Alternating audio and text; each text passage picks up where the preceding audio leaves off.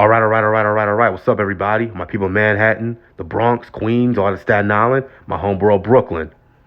Back at another video, and it's going to be another entry to the Greatest Team Ever series. It's going to be on the 1978 Pittsburgh Steelers. Now, before I get into this, I got to be honest with you guys. I'm going to be completely honest. Completely honest with you guys. I'm going to keep it real. If there's any fan, in my opinion, if there's any fan base that can rival the Dallas Cowboys and the New England Patriots over the last 20 years, in terms of being annoying, being everywhere, that's the Pittsburgh Steelers fans. Quote unquote Steeler Nation. Okay. I cannot stand Steeler fans. They get on my nerves. They get on my fucking nerves. I cannot stand them. Okay. They're just so annoying. You know what the thing is with me? See, Cowboys fans are assholes, right? They're assholes. And sorry to all my Cowboys fans for subscribing to my channel. I respect the Dallas Cowboys. Even though I'm a Giants fan, I respect the Cowboys. The Cowboys fans are assholes and they're upfront about it. The Patriots fans are assholes and they're upfront about it. The Steelers fans are assholes and try to act like they're not. You know, they say, oh, we're a blue-collar town. It's the Steel City. You know, this is the Steel City. We're hard-working folks. You know, we're not like those California Hollywood Smiths and New Yorkers, and the Cowboys are America's team and all this bullshit. Like, dude, shut the fuck up. You guys are assholes, too. You guys are everywhere. Just like Cowboys fans, you guys are everywhere. You're in LA, you're in New York, you're in Baltimore even. You're in you're in Cleveland, you're in Chicago, you're in Texas, you're in New Orleans. Steelers fans are everywhere.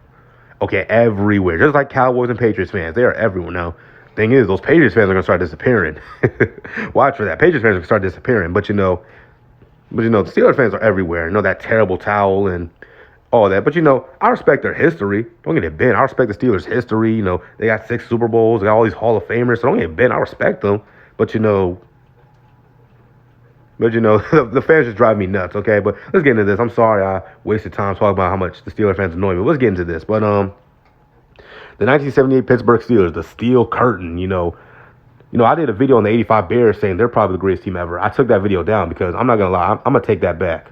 I said the 85 Bears are the greatest team ever. I don't agree with that. Or I'm going to take that back, or I'm contemplating that, because as I've been doing this video series, I did one on the 92 Cowboys, the 89 Niners, now this one, the 78 Steelers, and disregard that. And as I look at these teams, these teams offensively and defensively have more talent than the 85 Bears did. So I might have to take that back.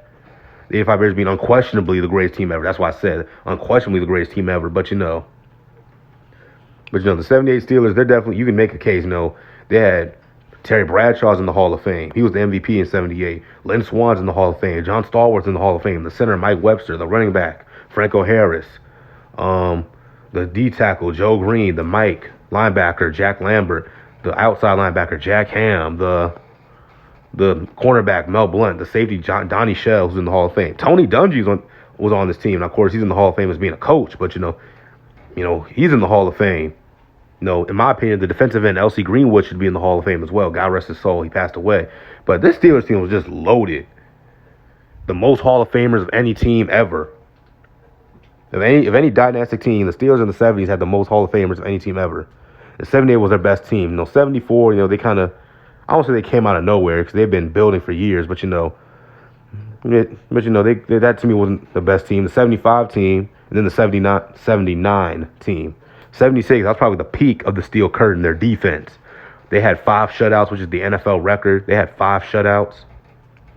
Terry Bradshaw missed most of the season because he was out with injury, and the Steelers started out 1-4. And that defense carried them to a record. And they went to the AFC Championship game that year in 76 and lost to the Raiders. But, the 78, 77, they didn't make it, lost to the Broncos, the Orange Crush Broncos. 78, they came back. Now, 78 was the first year in the 16-game regular season era. Of course, the Steelers had a franchise record up to that point, 14-2. So they just dominated teams throughout the playoffs. Here's their Super Bowl ring. And, of course, they got to the Dallas Cowboys in Super Bowl 13, which is the most Hall of Famers of anyone. Those two teams had the most Hall of Famers of any teams that have ever played in the Super Bowl ever. There's like 20 guys from both those teams combined in the Hall of Fame. Shows you how great that team was. But, they played the Houston Oilers in the AFC Championship game, beat them 34-5. I believe they played the Broncos in the divisional round as well. Terry Bradshaw was the league MVP. Early in his career, it was just about defense and the run game. But Terry Bradshaw definitely developed himself into to a passing quarterback by 78. That's why he was named the regular season MVP. But as you can see, they were ranked number 1 defense, of course, the 5th ranked offense. Look at this, man. Look at it, 28-17 over Buffalo. Of course, they only lost to the Houston Oilers and the LA Rams, but other than that, they're blowing teams out 13-3, 24-7. This is a far more physical NFL. Okay, so that's why the scores aren't, as high as you would think. But, for 1978 standards, some of these are blowouts, like 28-17, 24-7. By 1978 standards, those are blowouts. This is an era where you can hit the quarterback in the helmet and knock his block off. You could pop the quarterback in, remember when Bernard Pollard popped Tom Brady in his knee back in 08? That could happen back in 78, man. And that was considered a good hit. Now that's dirty, but as you see, they played the Broncos, beat them 33-10. Played the Cowboys, beat them 35-31.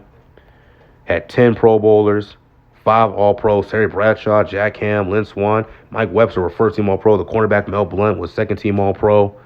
This team was probably the most talented team in terms of Hall of Fame talent in NFL history. Like I said, they're probably the greatest team of all time. I got to give it up to you, quote-unquote, Steeler Nation. Even though I can't stand y'all, you guys probably had the greatest team ever in NFL history. Okay, again, I said the 85 Bears in the previous video. I took that down because now I'm honestly, that's a debate. I'm contemplating that. But what do y'all think? Are the 78 Steelers the greatest team of all time, the greatest Pittsburgh team of all time? And I'm going to do a video on Super Bowl 13 being one of the greatest games of all time.